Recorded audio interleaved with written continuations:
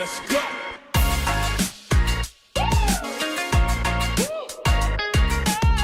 What do you do with yours? I do unlimited football content. Well, I do unlimited bragging. Well, I do unlimited swiping right. Well, I do unlimited doom scrolling. Well, I do unlimited sliding into the DMs. Well, I do watching TikTok on the bus without headphones unlimited. Oh, gosh.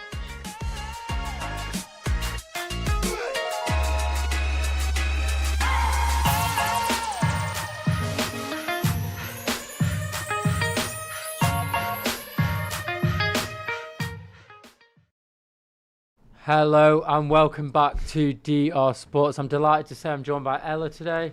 Thank you. And Laurie. How are you? I'm good, man. Yeah? Good to be back. I enjoy this show, so yeah, let's do it. Good chill vibes on this show. Good chill vibes. We'll get into some Champions League talk in a second, but first of all, just to let you know that we've teamed up with Rocket Mobile for the mobile phone plan for football fans in the UK. It's unlimited calls, texts and data, plus 20 gig of roaming data to use in the EU for just £16 a month. We're also cooking up some unbelievable perks just for Rocket Mobile customers, so you don't want to miss out on them. Just scan the QR code below or hit the link to learn more about the incredible deal. Let's talk Champions League yesterday.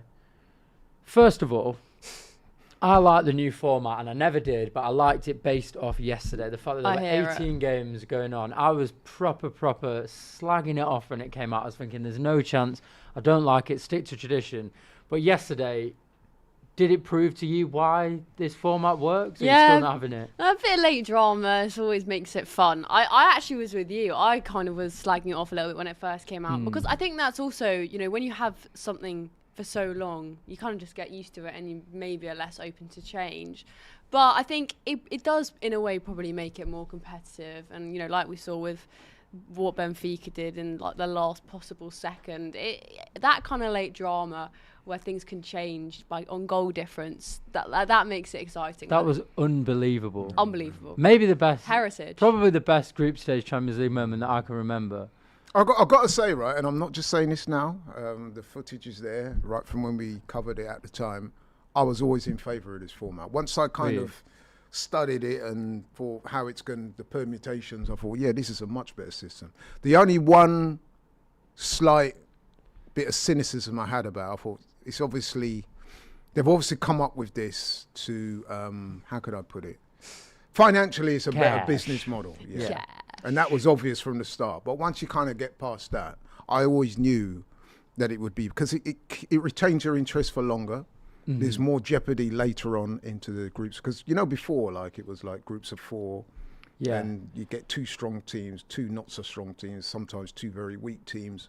You could predict what's going to happen. Then what would happen traditionally is the two strongest teams would go through it and just, you know what I mean, cruise through the rest of the group stages. It kind of got boring. It was too predictable. At least with this, you have some away games, some home games. You don't, you know what I mean? The variety is a lot better. And like Bodo Glimt can go through into the next round and Napoli can't, for example. Yes. Which is like an exciting thing that you probably wouldn't have got. So I was always in favour of the new format, I must say. It's also quite nice how you get to play more teams as well, rather than just, like 3 teams in a group stage. I think like the World Cup, I mean, you know, they changed the format of that to allow more teams. Right away I said, yeah, that's got to be a lot better. I think the one weakness is that there's a little bit less jeopardy. So, like, obviously I was happy about it, even though it didn't culminate in anything. But, like, last year, for example, I think out of our 8 games, City won 3. I think we lost 4, drew 1 and won 3, and we still got into the next round. And you think, like, in the group stages, that wouldn't have happened. I think both City and Madrid would have been out of the group stages last year if it was in that traditional format. So I suppose... But then what would have happened with City is that you probably would have been with, say you're in with... say it's Man City, Milan, then you would have had a team like Karabag, then you would have had a team from God knows where. Yeah, you're probably right. It wouldn't have happened anyway. Then the 2 stronger teams will almost certainly go through. You know what I mean? That's how I tended to view it. We had a chat a couple of days ago when you were on the show about the quality of the Premier League being the worst it's been. And I do think that is true. We had Raul on yesterday, actually, who also said that the quality of La Liga is the worst he can ever remember it. I think that's probably due to... The Qatar World Cup probably messed a lot of players up, I think. The overplaying that they've had to do, the compact season, the more games that we've had. Do you look at that Champions League table at the moment and see that there are like 5 Premier League teams who have got through automatically out of the 8, and Newcastle who missed out on just 1 point? And is it becoming... is the division in quality between the leagues just becoming too big now?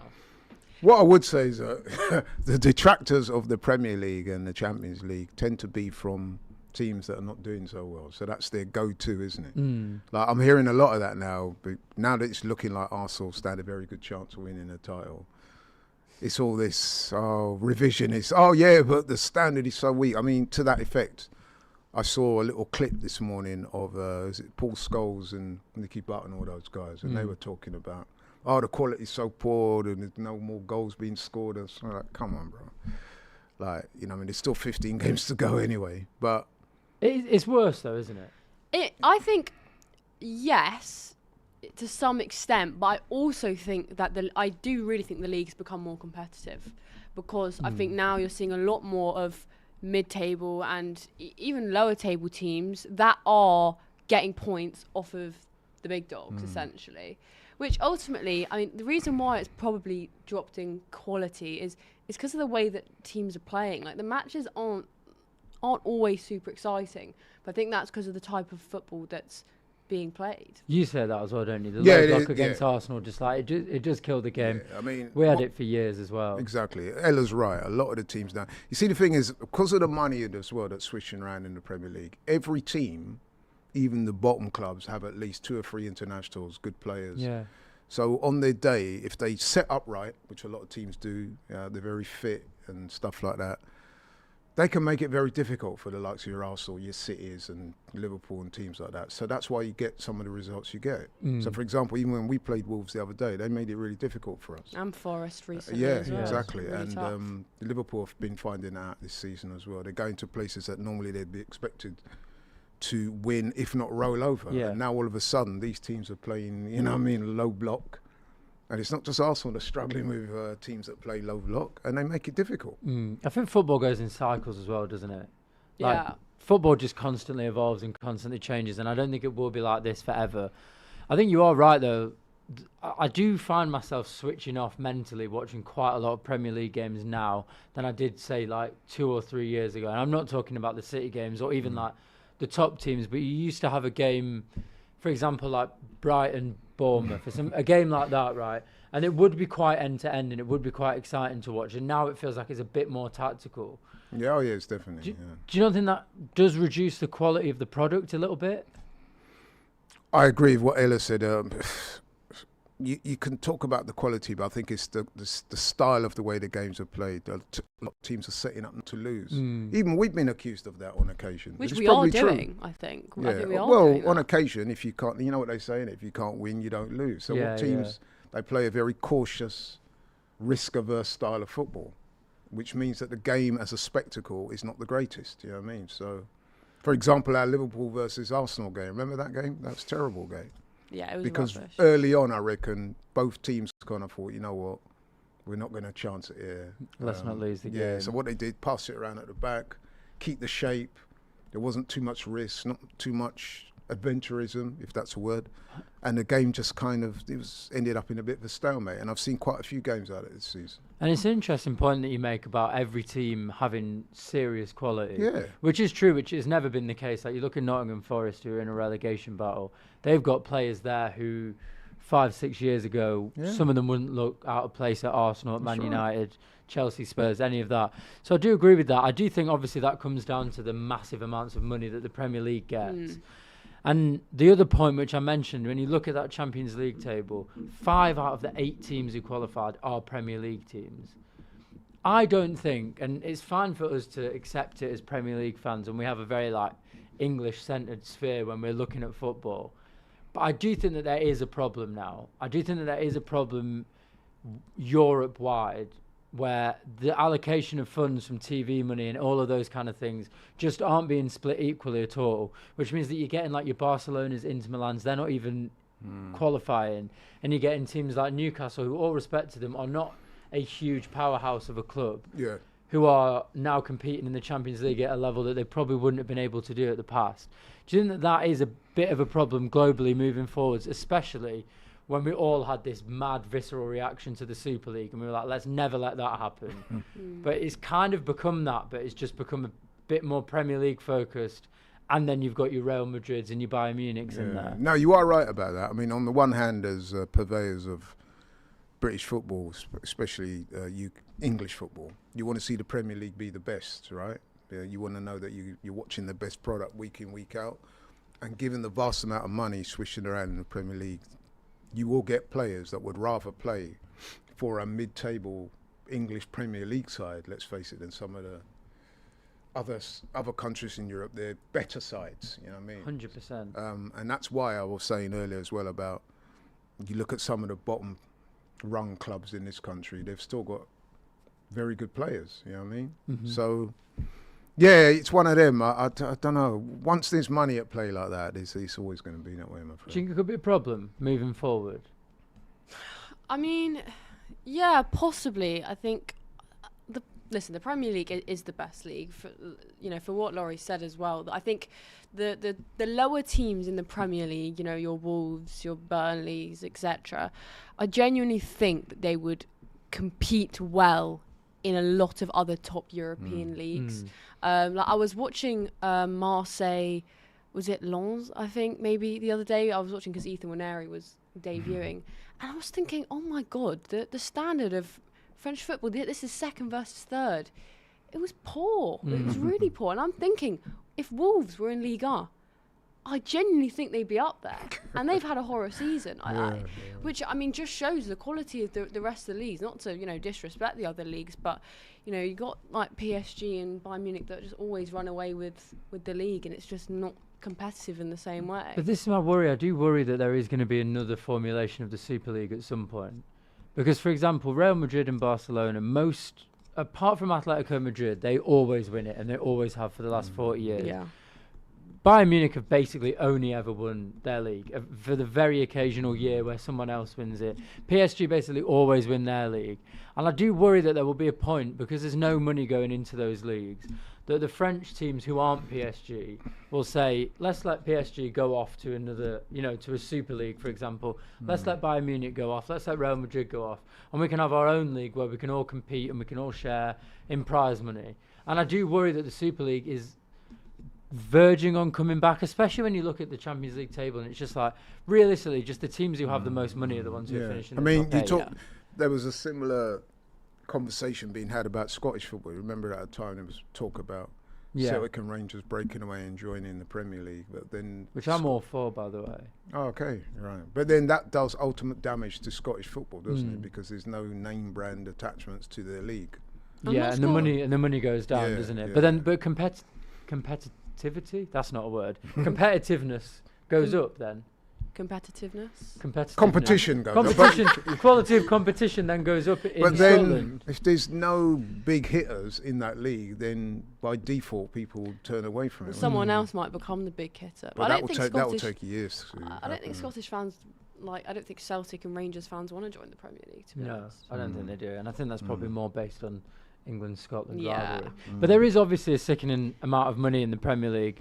None more so than has been exemplified today with Crystal Palace launching a £50 million bid for Strand Larsen.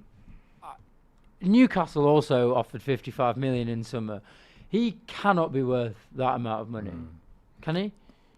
Not really, but then having said that, he is a striker. We know that strikers tend to go for the most amount of money because they're the ones scoring the goals, and that's just the way it is with football. But yeah, I find it hard to believe that Strand, what's he got, 1 goal all season? 1 goal in the Prem. 1 goal in the Prem. In all competitions last year, 14 goals in 38 games, which isn't dreadful for Wolves this season. We were saying he's playing in a rubbish side as well this season, so...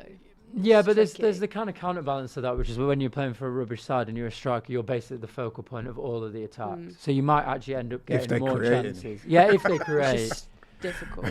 Which I would imagine with Wolves, they're not creating that many. 6 goals in all competitions in 25 games this season. He is highly thought of by a lot of people, though. I remember when he first came to Wolves. He just seems to be, but the numbers that are floating around for Mateta are around 45 million. Strand Larsen surely is not a better player or can be worth more than Mateta. I wouldn't have thought so, no. That seems mad to me.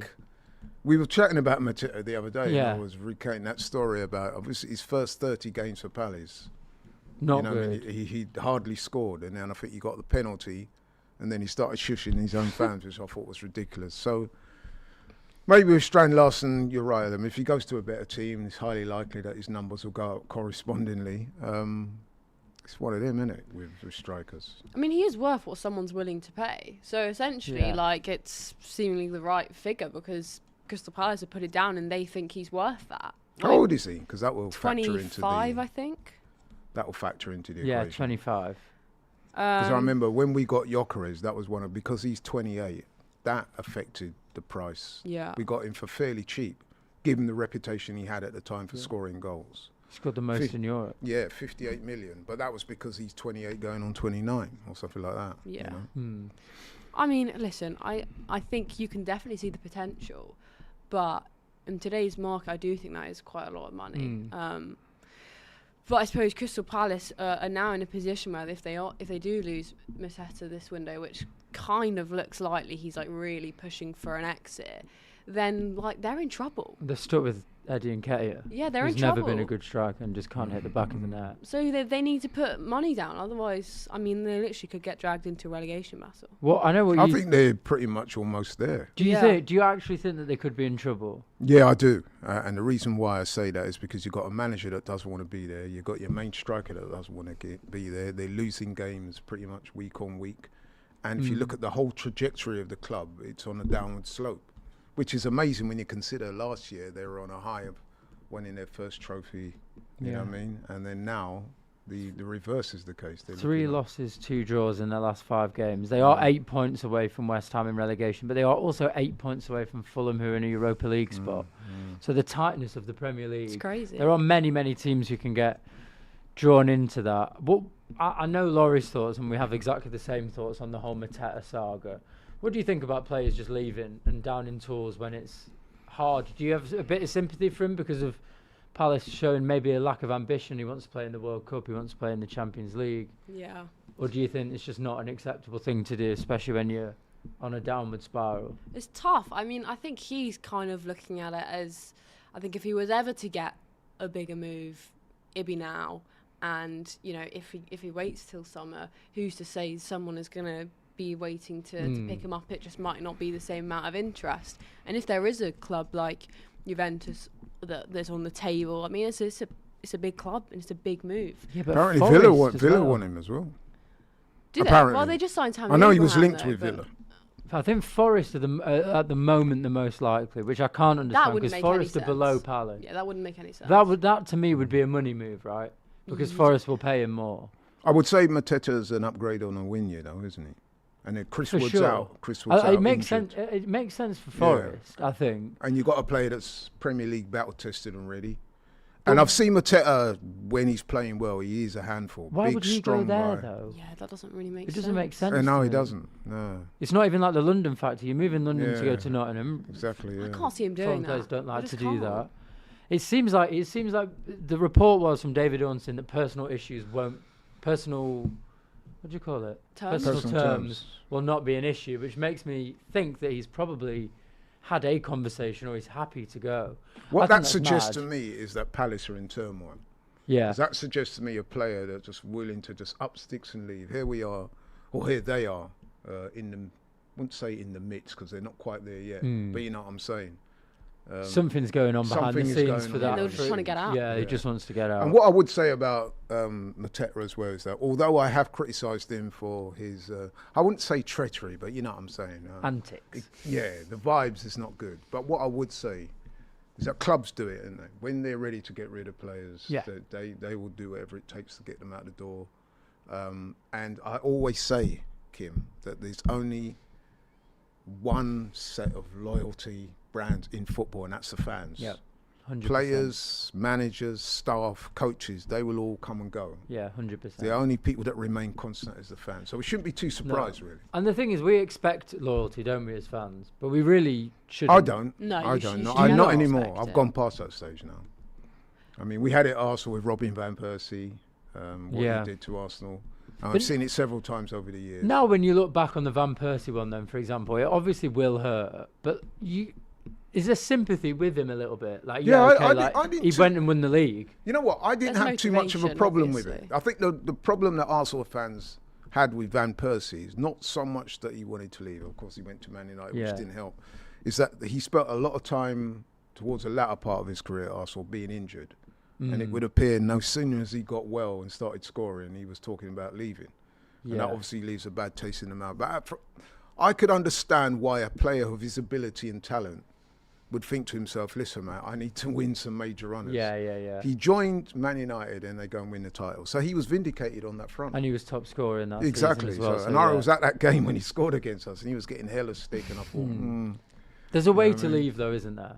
there is. And I think I was at the Palace game on Sunday, and he was getting booed Mateta when he walked down the touchline. Not by that many fans, but there was audible boos. And I do think that when everything is going wrong, for the guy who scored your most goals last season, for the guy who's missing lots of chances this year, who's become a bit of a cult hero, hasn't he? Like, he's got that celebration. He's won them the first ever trophy. He was a big part of that. To then leave like now and force your hand a week before the transfer window. It's like you don't really come back from that. He's not But he- going to be he getting won't care about invitations that. back to Sellers Park. Players will not care about that. Do you think? No, do you actually no, think no. that do you think they don't care about that kind of stuff? Well, if they do care, I think that they will have a certain vision of what they want to do, and I don't think they will let booing from the fans. In fact, if you look at it logically, the fans booing him might think, well, actually, now it is time for me to go. You know what I'm saying? yeah. You'll think, that's it now. Maybe I think fans are fickle anyway. He comes back, he starts scoring some goals again. Shock. Great The point. fans will be cheering him again. So it's Mo you know, Salah proved that, didn't he? yeah, like, football fans are like that, you know. So, I mean, the fact that he's really, really pushing for a move suggests that he probably is on his way out anyway. I think so. And obviously the fact that they've just signed Strand Larsen as well. Yeah, it's weird that. It's a Do weird one, I think. Palace messy. rate him that much? Because if they are happy to let him go and bring in Strand Larsen, who's done diddly squat in front of goal, are they looking at it and thinking, well, Strand Larsen can get the numbers that Mateta's got if we provide him with the service? Because Yeah, he's an interesting Mateta one. does miss a lot of chances in it. That's Yeah, He that's a does. He well- does. He's got the lowest conversion rate Yeah. from XG to goals this year. I don't really like And that XG, would've- but that's not a good start. No. Exactly, and that would have been a point that would not have escaped Palace's statisticians and all the rest of it. So they think if we get Strand Larsen in, he's younger, just as maybe not just as strong, but he has qualities that will, you know what I mean, bridge the gap. So let's bring him in, and he's Be an interesting out one there. to see. We'll move on to the Champions League last night. We'll just have a look at that now. 8 games for Arsenal, 8 wins, 23 goals scored, 4 conceded. I mean, it is perfect. It's pretty good. Are you? What are your thoughts? Because I feel like every time I speak to Arsenal fans on this show or any show on DR Sports, we're always focused on the Premier League. And I think it's obviously too early to talk in the Champions League because the knockout stages haven't even started yet. But you are favourites now because you have won Yeah. 8 games out of 8. What are you thinking? What's your expectation going into the next round? I mean, I think the teams that we've got to potentially draw maybe favour us more than some other. What are they? What are the 4? Let me get it up. I think Olympiacos is one of them. yeah, I heard of him. I swear you always play Olympiacos. Olympiacos. Dortmund, Atalanta, Leverkusen. So Yeah, you should comfortably it's beat them all. favourable. And I mean, we've been seeing year-on-year progression in the Champions League, and I think already this season we've had tests. I know it's different when it comes to the knockout stages, but we looked convincing against Bayern and Inter and Atletico Madrid. Really, we've actually looked the most convincing, I would say, against the bigger teams that we've played. Like last night was pretty underwhelming, to be honest. 8 out of 8 still, it is what it is, and we move on. But it's really been against the big teams where I think we've actually shown up. So it's encouraging. And, you know, my expectation is high because, you know, I feel like we have to build on last season. And with the squad we've got now, we've kind of got everyone back. We've got a basically fully fit squad. The ambitions are high. They are. But as they should be. I would agree. I mean, if you look at the teams we played so far, what I've tended to notice in the Champions League is that Arsenal's performances in the Champions League have possibly been better than the ones they have in the Premier League by virtue of the teams we've played. Once they try and engage us further up the pitch, that allows us opportunities to attack them, and I think we've seen a better brand of football as well. And looking at the teams that we could get in the next round, I'll be very confident. And I would go a bit further. I would say that there's no team in that Champions League this season that scare me. We are definitely one of the outstanding teams in the competition. I'm not saying that means we're automatically going to go on and win it, but we got to the semi-finals last year and did well. It's interesting that, remember last year, Mikel Arteta made that famous statement that, well, you were the best team in the competition, which I didn't agree with. I do think PSG were the best team. But listen, we got semi-finals last year. Who's to say we can't go further this year and possibly even win it? Because there's no team in that. No. I'm not sure what you guys think, but there's no team in that competition currently, from what I've seen so far anyway, that intimidate me as an Arsenal fan. I think for me, Bayern Munich are the only ones. Yeah. And we beat them. We did beat them, but it's still, they do worry me a little bit. I still would back Arsenal to come up against them again, of course, but they're definitely up there. I think they're the team to beat still. I mean, the other teams below them, Liverpool, I don't think they're scaring many people this year. We've seen what they're like. I still wouldn't really want to play Liverpool though in the Champions League. I think the Prem on Prem games still are quite unpredictable, I think. So I'm scarred from playing Liverpool in the Champions League. We're 3-0 down after about 20 minutes. Yeah. Oxlade-Chamberlain scored an absolute... oh, God, that was so depressing. And then fourth, Spurs, right? No one's actually considering that they could win the Champions League. Well, some Spurs fans are, but I don't know what for. I mean, they're probably going on their European success they had last season. If we can do it there, then we can replicate it. We can do it now. It's unlikely. But I mean, you really look at those teams. There's probably no one who you would fear.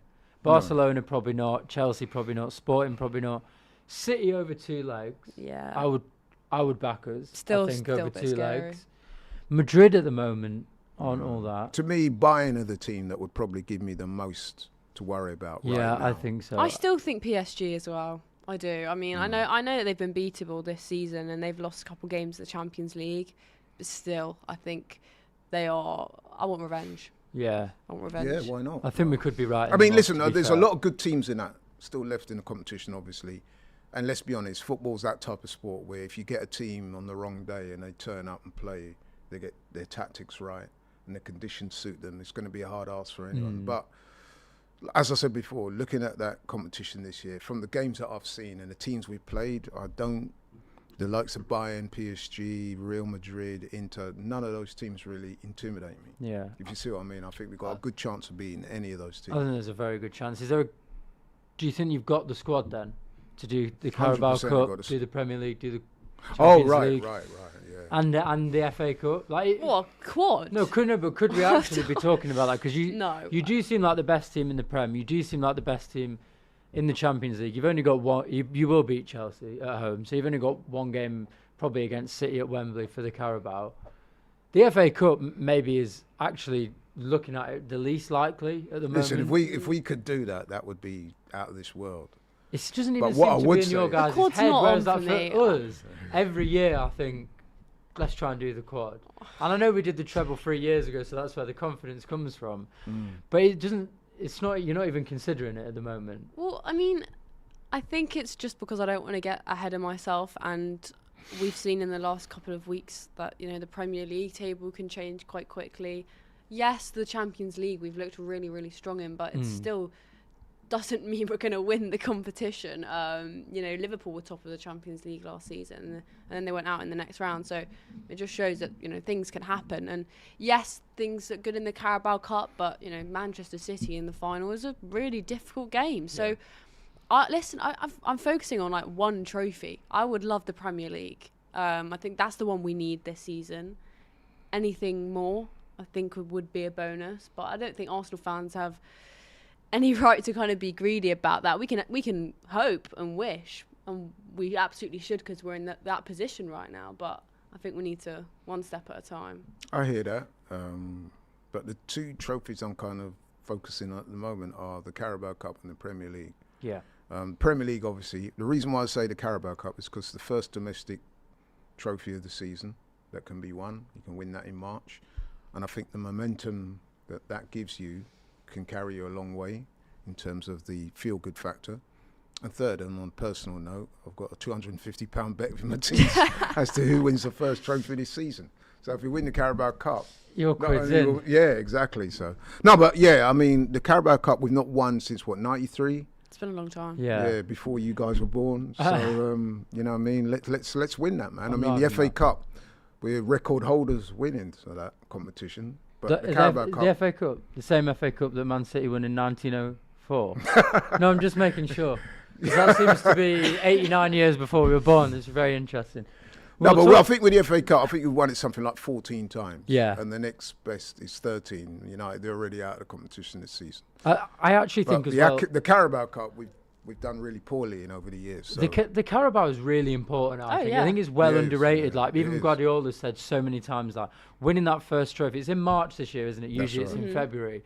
But like winning that first trophy before you've got the run up and the lead up, just like tasting silverware, is really underappreciated. I think. I Absolutely. completely agree. And mentally, it's massively underrated because I think the team, particularly the Arsenal boys, need to kind of get that winning mentality. We haven't had a taste of silverware in a long time, and you know I think they have to believe that it's possible. And just even lifting a trophy, I know it's not the same as the Premier League, but even lifting the trophy, I think will kind of make everyone regroup and be like, yeah, like We can do this. Yeah. The last time we got to the final, I think it was against Birmingham. I think I was at that game as well, 2010, something like that, 11. We lost, and that was a very disappointing day. So let's put that right this season. Absolutely. We will talk about the Premier League games this weekend, but first we've got to talk about the man who has probably right now the best job in the world. AGT is out in Bangkok taking part in the $10 million swing, a hole-in-one competition with some huge ex-footballers. DR Sports is partnering with Icons and offering 3 fans a chance to win $1 million each. Just choose which iconic footballer at Icons or AGT you think will get a hole-in-one. Probably not going to be him, but stranger things have happened. The link's below to enter or scan the QR code. If you think he can do it, watch live on DR Sports Saturday at 8:30 a.m. I'm back here in Bangkok, baby, for the Icon series. Look behind me. These are the legends that are squaring up to win the $10 million hole-in-one 177-yard par 3. I am partaking in it. If you vote for me to do it, and I do it somehow, been practicing, obviously, not that well, then you could win $1 million. Time to stripe one down the middle of the fairway, hole 1, 32 degrees, let's have a look. No talking. Oh, you. Yeah, I missed that one. It's alright, we got this one. Shut up, Hass. Back, forward. Hass, I'm being serious. Stop saying that because it's practice shots. It's hot. That'll do. Yeah, it's like a quicksand. Yeah, delete that bit, mate. Right, so with this one, what I'm aiming to do, whether I actually do it is different, right? But why are you laughing? Right, I'm sorry. I know I haven't been here for long, but how are they sending that guy out there? He can't even walk up a bunker without falling apart. Can't even hit the ball. He can't even hit the ball. He's forgot the objective of the He sport. can't even hit the ball. For some reason, though, I am actually still going to Yeah, enter, I and I am going to vote for him. But Yeah, You've why got Gareth, to support him. Gareth Bale's there, though.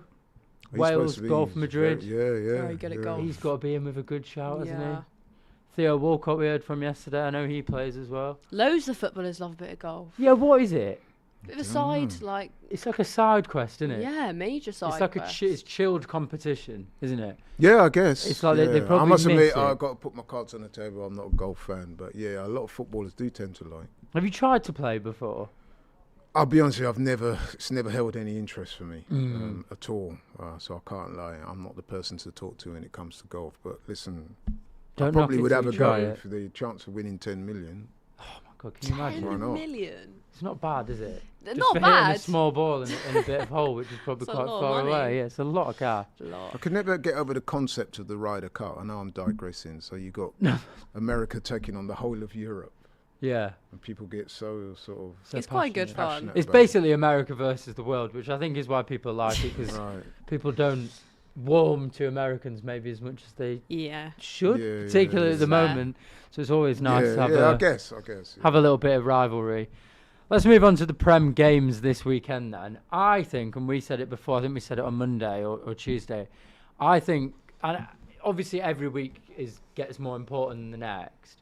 I think if we can beat Spurs away, which is a place that we often have struggled in the past, and you lose or draw to Leeds, I think this is the biggest weekend so far. I think the biggest weekend actually was the Manchester derby, Nottingham Forest. But the fact that you only capitalised 1 point on us from that weekend, especially how poor we played, means that this again is absolutely enormous. Like Ellen Road is a very difficult place to go, especially when you're not on great form. It's 2 draws and a loss in your last 3 games. Yeah. Albeit you're not shrinking violet, so you're probably not going to go and get absolutely bullied at Ellen Road like certain teams will. But there is a very realistic chance that City can beat a very poor Thomas Frank side, especially at home. And there is a very good chance that you could not take all 3 points from Leeds, which would end up with a 1 to 2 point gap. God forbid. You must be thinking about it. Do you think there's a very good chance, though? Yeah, I'm I not think there's a seeing good it. Spurs lose chance. every single game at home. It's like I think you will win there. I think the City one is less. I'm less confident that we'll win than I am. I'm not that confident about City at the moment. But Spurs at home is like basically guaranteed 3 points from the opposition. Like, it is. I know, but it's always been like that, and we've always struggled. Granted, we've had some good results recently, but we've never really blown them away. The only game that we were the most convincing was the game when they probably let us win, allegedly. I could Well, see that that fishy game being a game. competitive draw. Yeah, that's what I mean. And But they've got so many injuries. I just don't have the same confidence I had 3 or 4 weeks ago in this City team. There was a point when we hadn't lost in 13 games, and I thought even though we'd drawn the last 2 or last 3, I think it was Sunderland, Chelsea, Brighton, I thought, okay, it's recoverable because we haven't lost. But then those performances against United and Bodo Glimt, like, I can't even describe how bad they were. 2-0 and 3-1 are the most flattering scorelines.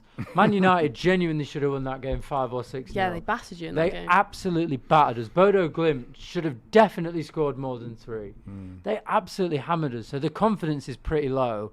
And I think maybe it's just one of those weird things, but I always think when I'm looking at a team who like hasn't won in ages, I always think like, well, they've got to win at some point. And I do feel like that with Spurs. I do feel like they've just gone away to Germany. They've got a good result in the Champions League.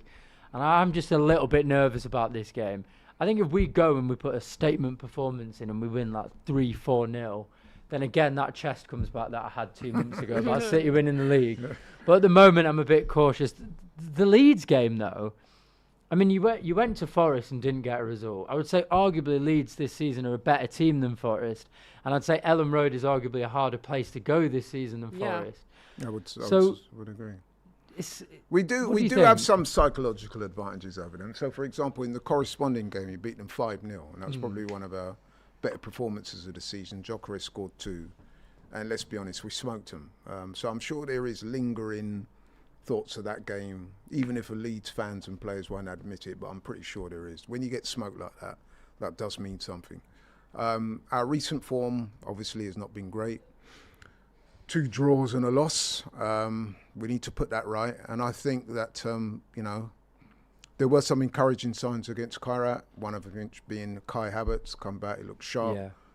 He got taken off at half-time, and I'm pretty sure that's because that's with a view to, if not starting him, he will definitely get minutes against Leeds. Would you, just quickly, would you both play him over Gyokeres? If, for example, you have a scenario now where you can only pick one for the rest of the season, for the Champions League and for the Premier League, would you actually pick Havertz? No, I wouldn't either. You'd pick Gyokeres instead. I mean, the man's not played competitive football for nigh on a year. To expect him to come in and do a job in what is going to be quite a hostile, raucous atmosphere, physical game, I'm not sure if you want him to start. However, I do think he can do a job for us coming off the bench. And he does have qualities that, will help us. But I'd go with Gyokeres. I mean, Gyokeres scored against Kairat. He looked pretty good. I'm one of those Arsenal fans. I don't know about Ella, but I still believe in Gyokeres. I know he's not the most aesthetically pleasing at times, but I never thought that he was that guy. I mean, sometimes when I listen to some Arsenal fans, and they're dissing, because I have to say, it's not criticising, dissing Gyokeres. I think, did you not see this guy? He's not an Henry, he's not an Aubameyang. He's he's your old school number 9, if you like. He's not the type of guy that's going to beat 2 or 3 plays and curl it in the top bins. The goal he scored against Kyrat, and some of the other goals he scored, the goals against Leeds, that's Gyokeres. You know what I mean? So when people say he's clunky, this, that, and the other, yes, okay, but he's a proven goal scorer. And that's what we were crying out for. And I think we need to give him more time. It's funny, isn't it? Because we were talking before about football going in cycles. And I swear it was only 2 or 3 years ago that people like Michael Owen were coming out and saying there's no real strikers anymore. And now you've got Erling Haaland, who is just a striker. Gyokeres, Liam Delap, Chelsea spent money on. Sesko, Chelsea spent money on. Seems like that's completely flipped. And there's no strikers like Aguero anymore. Yeah. I mean, feels like that's what everyone wants to buy, that type of player. Well, I'm not. Gyokeres and Haaland aren't really that much alike. Like, I always think if we had an Erling Haaland, he wouldn't really suit our system. He's a quality player, but because City adapt so much to him because he is quality, and it's kind of wasted if you're not playing to his strengths. That's part of the reason why he gets so many goals. Whereas I just don't think he would even get that many goals in an Arsenal system just because we don't play to our striker as kind of directly. Do you think Arteta is adaptable enough to be able to adapt if he had a player who was like that? You'd hope so, but I mean, that's why I don't think he would buy a player like that. That's why Gyokeres isn't really that type of player. He's a system player, essentially. Although maybe that's kind of what he's been moulded into. He maybe wasn't really like that at Sporting. Yeah. But now that he's joined Arsenal, he's more of a system player. Yeah, I mean, he's starting to pick up a little bit of form recently. He scored last night. He scored against Inter Milan in the Champions League recently, Chelsea, Carabao Cup. So he's picking up a couple goals here and there. And I think the confidence is important. You have to start scoring a few to then really kind of build on that momentum. And he's got... Listen, I've bashed him a few times this season because I do think he could be doing better. But I appreciate that, like I kind of just said, I don't think it's necessarily easy playing as a striker in our system. Yeah. He's an ugly player, though, isn't he? He's yeah, not he helped. is. He's an ugly player, which, when you're not on form and you're that type of player, is very easy for fans to get on your back. If touches are bouncing off you and you're not scoring goals, people are just going to call you a donkey, which is what they're calling him. They're going to Photoshop you with Timberland boots on. They just are. And I don't think he's the guy. And I think it's a bad signing. And I do think in a year or two or next January, I think you'll spend money on another striker. You think he's a bad signing then? I think he's a bad signing because I think a good signing is a signing who you buy and they play at least regularly for 3 or 4 years in the squad. They make a massive impact. But if we win the league, if we win the Premier League, is he a bad signing? How much has he contributed to that, though? Well, he's into double figures already for Arsenal this season, which is more than a few strikers, though. You can never really say if we didn't have him this season and we go on to win the Premier League that we still would have won it without him. That's the thing. No, because you'll never know. Exactly. But I think we all suspect any of those ilk of players who you could have brought in, who at the time there were quite a few on the table. There was like Liam Delap, Sesko, Gyokeres. Any of those, if you'd brought them in, you probably still would be in the same position. I agree. He's not a position changer.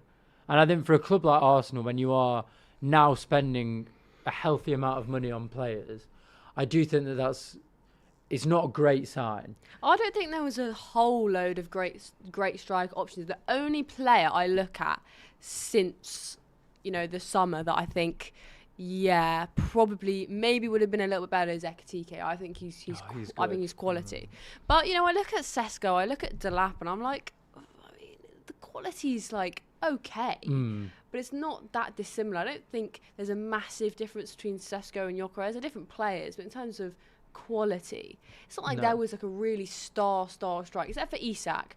But you look at what's happened with that signing, so it was a weird one, I think. Isak would have been my first choice, and he was my first choice. Yeah. But after that, when we were linked with Sesko and Gyokeres. Yeah. And I put my cards on the table from the outset. I didn't want Sesko because I'd examined his goal scoring record and I couldn't see any signs that he'd been prolific at any club. Yeah. Whereas with Gyokeres, at least there was a paper trail of goals scored. And I thought to myself, where we are now, so for example, last season we were lamenting we didn't have a proper striker. I think we had something like 14 draws in the Premier League. And we all opined, we were saying, listen, 14 draws in the Premier League, if you bring in a top striker, you probably turn half of those into wins. That was the rationale with Whitfield. So you're looking at Gyokeres with his goal-scoring record, you're thinking, this is a man, whatever you want to say about him, he knows where the goal is. I mean, he got a hat-trick against you guys. Yeah. He scored 55 goals last year. 54 Yeah, exactly. goals last year. What's it, the Ridiculous. Puskas Award? Yeah. You simply European cannot Golden ignore Boot. that when you're talking about a striker. So I think whilst there was a lot of talk about Sesko's taller, faster, quicker, more potential, we was looking at it, or certainly I was looking at it thinking, that's fine, but we want somebody to come in now. People were saying, in 3-4 years' time, Sesko's. I said, nah, there's no 3-4 years. We need to win this thing next season. And if you're bringing in a striker to help you win the title, who's more likely to do that for you? And I always leaned towards Gyokeres every time. So I'm backing him. So how do you see the game on Saturday then? Because it's a difficult game. Yeah, it's Potentially, yes. But I reckon if we turn up and we're about our form, which I think we will do, I think the criticism and the sort of the opprobrium that that performance was hit by a lot of fans, including myself. You could argue that some of us got a bit carried away, but it was a bit stinging. I think that will help to galvanise the players. Apparently they had a team meeting, the manager said, and it was very positive, and they know what they got to do. So I'm backing them, backing the manager. Like I said, we've beaten them already 5-0. I know it was at home. I know Ellen Road is going to be different, but even so, I think if you look at the two teams, there's a big difference in quality there. You look at the squad as well. There's a reason why they are, 16th, and we're top not just of the Premier League, but the Champions League. That should count for something. What about you? I'm really nervous for this game, actually. Like, Leeds over the last 2 months at home have taken points off of United, Liverpool. They beat Chelsea at home. They beat Palace as well, didn't they? Yeah, they beat Palace. This is just by no means an easy game, and it's actually almost people looking at it like, well, this is probably one of the most difficult games really you can kind of come off given the circumstances. And listen, it's also a great chance to turn things around, which we need now more than ever. Yeah. We need to start winning games of football again in the Premier League. That's a given. And I'm confident in the team, but I am nervous. I think also kind of because of what you were saying about how if we don't get things right, things really will start to look shaky. So Things will start to slip. I mean, I tend to look at things like this, right? And I know it could be called a bit of an oversimplification. But if you get a team like Arsenal or a team like Leeds, right? No disrespect, but what is the way Leeds are going to hurt us by having more desire than us and physicality? I don't think that applies in this game because we really want this, right? And we can be just as physical, if not more so, than Leeds can be. but they've So got if we good turn up players with the as right well. attitude, they have good players, but come on now, I think No, we man, do man have- for man, you've got yeah, bad exactly. players. Apart And from the maybe average- Calvert-Lewin at the moment. so. If you're both turn up, in other words, what I'm saying, if we go there and we're able to match their desire and physicality, which I think we can more than do that, then we have the quality to win that game, and we've already shown earlier in the season that we can beat these guys. So I'm not really that worried as long as they turn up with the right attitude, which I'm sure they will. If anything, they should be more focused yeah. given what happened last week. So I'm just going to assume that we all think that Villa will beat Brentford, right? yeah, I think so. At home. I think so. We assume Yeah, I that would have will- thought so. That will most likely happen. So Yeah. then they will. So at the end of the weekend, are you expecting the gap to still be 4? Yes. It will be to Villa, but are you expecting it to still be 4 to City? You think both City and Arsenal Yeah, I will think win all those three of games? those clubs will win. I think we'll win. You think? I think you guys will probably beat Spurs, although I do think it wouldn't surprise me if that was a draw, but I'm edging towards you guys, and I think Villa will beat Brentford. Yeah, I think What about City, you? I think 4 City points beat as Spurs. well. I think we hopefully get a good result as well. Mm. Villa are Well, actually hang on, major dogs. you think they, and you hopefully think we'll. I am hopeful. I mean, we haven't. You don't won think in- we'll win? Well, we haven't won in 3. I think we will, but I'm praying. It's never a guarantee. No, of course not. That's not given. I'd like to say I'm confident, and I am because I still think this is the year, and the team is 100% good enough. But when you haven't won for 3, it's about that game that then turns around the momentum. So if we do win, when we do win, then hopefully then at that point you'll start to see wins kind of build on top of that. But we just need to have that one game that turns it back around. So yeah, it's and even in the game last week, I mean, like I said, at the time I was quite critical of the team, and with some justification. But then when I analysed it, I thought to myself, well, we didn't play that well. United deserved to win, fair, but we got undone by 2 worldies, right? And there was a couple of decisions in that game that didn't go our way. You could argue that Dorgu handballed the ball on the way to scoring, and you could argue that we should have had a penalty. Now, listen, I'm not using that as an excuse, but I guess what I'm doing is trying to rationalise and say, it's not like we got blown away. You know what I mean? We wasn't played off the pitch. No disrespect, like you guys were against. Yeah. You know what I mean? There were things that we could have done in that game that we probably would have got out of there with a draw. So, but we definitely still deserve to lose. We definitely still deserve to lose. Yeah, we did, But there were, for example, we made a really good start in that game. We went 1-0 up and then for some reason clammed up a bit. Yeah. And United came back into the game and deservedly beat us. But what I'm saying, I didn't see, not for me anyway, I didn't see a team that's on the verge of implosion. I just think that we made some mistakes. We didn't close down Cunha when he came on. Business as usual. Yeah, so I think that will motivate the team this week to get back on track. I do want to speak about something that happened yesterday, which is Raheem Sterling ending his contract by mutual consent with Chelsea. First of all, I'll ask what you think the next potential move for him would be. I know he wants to stay in London. Do you think West Ham, Spurs, any of that? He's just playing Premier League Brentford? bingo. Do you think that would fit him, or do you think he should just hang up his boots now and go to Saudi? I think he should go down the King's Road to Fulham, mate. That's the ideal club for him. Oh, that's a good shout, actually. I hadn't thought about that. They've just signed Oscar Bob for 27 million. Yeah. What do you think about that, by the way, as a City fan? Because I was quite impressed with him when I first saw him. When I first saw him, I thought he was going to be absolutely amazing. Great name as well, Oscar Bob. But if you're 19 years old and you do your ACL, it's just too young to do that. Do you think it's a fair price? I think it's a really good price. Yeah, I would like to hope that there's some sort of buyback clause in there, because I do think the trajectory that he was on before the ACL, he would have been like at least a 50, 60 million pound player for sure.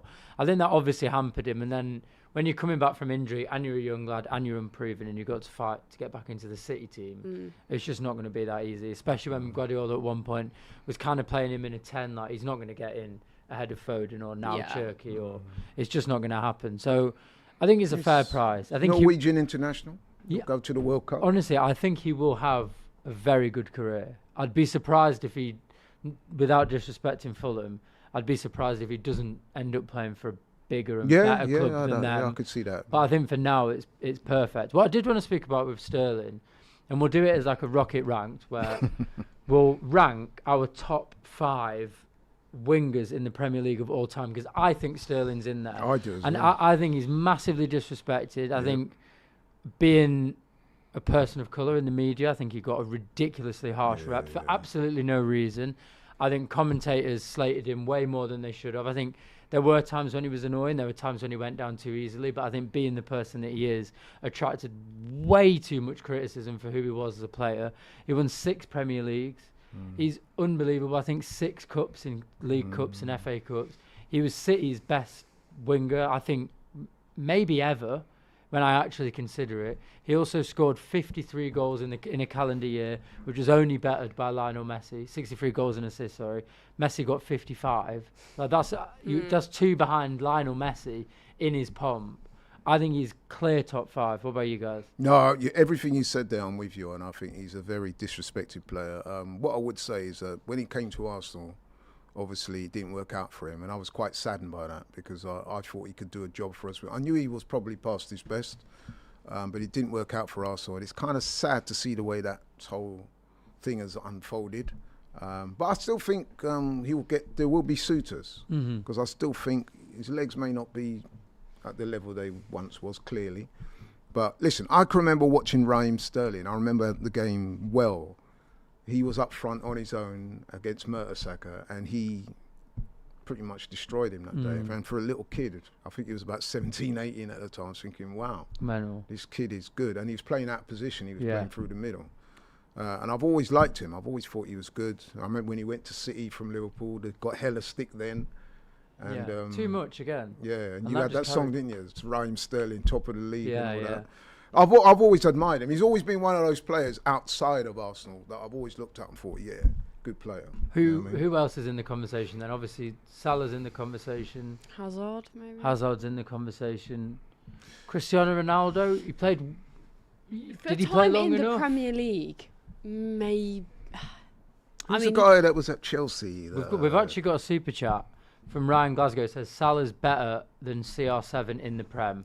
People think CR7 because on the eye, he's better on the eye than CR7, but that doesn't mean that he's better than him. I think that's in the probably Prem right. it's fair. I Yeah. think probably not. No. Probably not overall. But yeah, what are we thinking?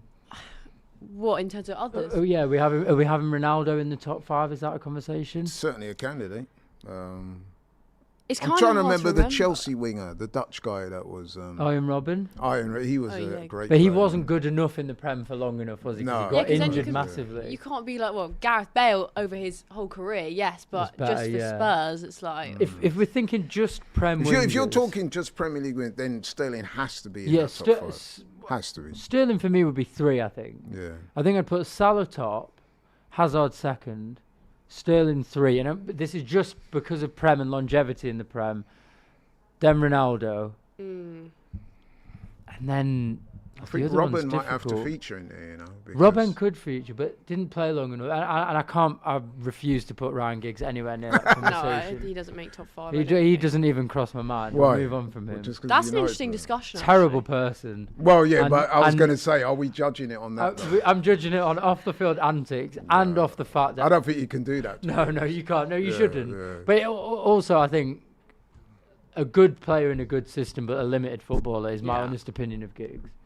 Limited. A bit before my Limited. time, to be honest. I think limited. I think when you look back on the players of that era, and maybe this is just because I'm a City fan, but if you look back on those United players of that era, do you think any of them were anywhere near as good as like your Hazards, your Bales, or anything like that? You know what? On that, and I know we're digressing slightly, but he did play as a winger. I've always said that David Beckham is one of the most overrated footballers I of all think so time. as well. I've always said that, and it's kind of got me into some arguments with people. Even Arsenal fan. He's not a great player. He's a good crosser of the ball, and he's good at dead ball situations. But great player, come on, man. Come on. He's not elite. Nah. I think footballers are just Definitely not. asked to do more now. I think the standard, although we were saying the standard of the Prem is maybe worse in terms of entertainment, I think the natural standard of footballer now is just so much higher than it was back then. Yeah. And I think they're judged more harshly these days as well, because And they're coming with up the against- advent of statistics Yeah. and assists, goals, goalless, goal. What's the word? What's the term they use? Goal involvement. Yeah. GA. You know what I mean? It's just like And I think also like they're especially analysed to so the nth deep. degree, yeah. And I think when you actually like, especially when you're considering attacking players, like you look at what they have to come up against now. So like Nottingham Forest is 17th, right? But their two centre backs are unbelievable. They've got Their a two really good centre team in general. Their to two be centre honest. backs could play probably for like Juventus or Inter Milan. Yeah. The team who was 17th in Ryan Giggs' day would have had, I'm not even going to name names because I don't want to disrespect anyone, but defenders who are nowhere near of that quality, right? So I do think that when you're taken into this like top 5 debates and all of this kind of thing, you do have to factor. you have to factor in the quality of opposition. Yeah. Well, that just shows the competitive nature. It's like what I've been saying, that the Premier League now has quality players from top to bottom. across Like the world Nottingham as well. Forest have, you think of Morgan Gibbs-White and Elliot Anderson. It's two like really quality players in their midfield, and look at where they are. Like Well, it Elliot just Anderson shows. got the better of our guys Yeah. the other week. Yeah. So yeah. But Yeah, yeah, it's to an go back to interesting Raheem one. Sterling, it's kind of sad what's happened. Although, listen, financially, I'm sure he I done think he's pretty all well right. out of it. He'll be fine. Yeah. But in terms of his reputation as a footballer, it wasn't the best ending for him. It's a shame. And like I said, even at Arsenal, I felt sorry for him because when the fans started getting on his back and stuff, I felt a little bit sad because I honestly thought it would have, if not been a success, there would have been some, you know what I mean?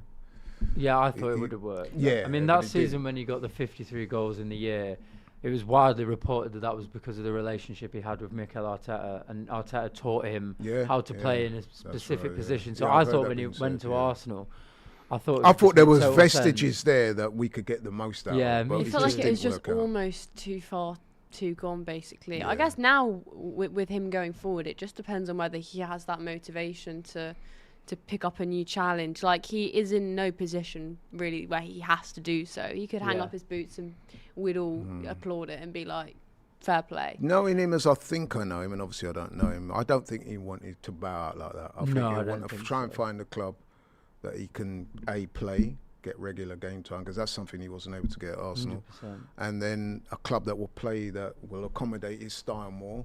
Because obviously someone like Fulham Sterling, is a really good yeah, shout, exactly. actually, And I think someone like Fulham will do that. You stay in London. Yeah. Traore's just gone as well. Gyokeres just gone to West Ham. Quickly, very quickly before we wrap, what do you think about that? I mean, They under could do Nuno worse. again. It's a bit weird, but They could do worse. As an impact player, he will. Yeah. But he's another one of those guys. We were talking about it on a show I did today. We call it the winger's curse. Yeah. Wingers very often, it's just by the nature of the position they occupy. We saw it last night in Madueke. Come on, beat two men, and then all of a sudden it'll fizzle out, and you think, where's the end product? Traore is like that. Yeah, He'll come on, he's big, strong, he's explosive. He'll go past people. You think, right, pass, shoot. Yeah. Let's see what you got. And even one a guy, your guy, Doku, who I'm an admirer of. No, he's exactly Myself and Kenya often get into arguments. She said, yeah, but Laurie, where's his end product? And I say, yeah, but he does bring a lot to the table. Yeah, 1v1 he looks really good. Yeah, he makes City look a lot more dynamic. You know what I mean? It's not just goals and assists sometimes with wingers. It's the havoc they create. No, I agree. What I mean? We'll have to wrap up. We've just got one last super chat to read. And Blue Dabba Dee Dabba Die, great name. Says CR7 won the Prem, FA Cup, Club World Cup, Ballon d'Or, Champions League, FIFA Player of the Year. And then says, don't chat about Saka comparison. None of us said anything about Saka, but we didn't put him in our top how it's just been brought either. into the conversation. Just been brought into the conversation. Saka's got a long way to go, but who's to say he won't get there? He's got a long way to go. He does. Thank you very much for joining me. Thanks, guys. It's been a good one. Thank you very much, I enjoyed Laurie. it as always. Thanks. Yes, and we will see you at the same time tomorrow, but I'm not here. I don't know who's going to be there, but just tune in. Live at 5 tomorrow, 5 p.m. Let's go.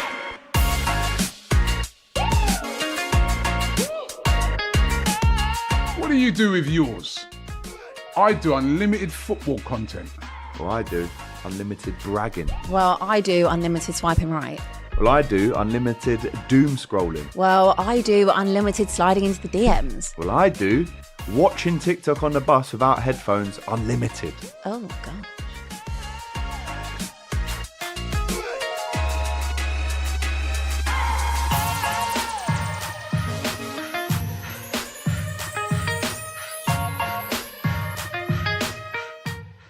I'm back here in Bangkok, baby, for the Icon series. Look behind me. These are the legends that are squaring up to win the $10 million hole-in-one 177-yard par 3. I am partaking in it. If you vote for me to do it, and I do it somehow, been practicing, obviously, not that well, then you could win $1 million. Time to stripe one down the middle of the fairway, hole 1, 32 degrees. Let's have a look. No talking. Oh, you. Yeah, I missed that one. It's alright, we got this one. Shut up, Hass. Back, forward. Hass, I'm being serious. Stop saying that because it's practice shots. It's hot. That'll do. Yeah, it's like a quicksand. Yeah, delete that bit, mate. Right, so with this one, what I'm aiming to do, whether I actually do it is different, right? But why are you laughing?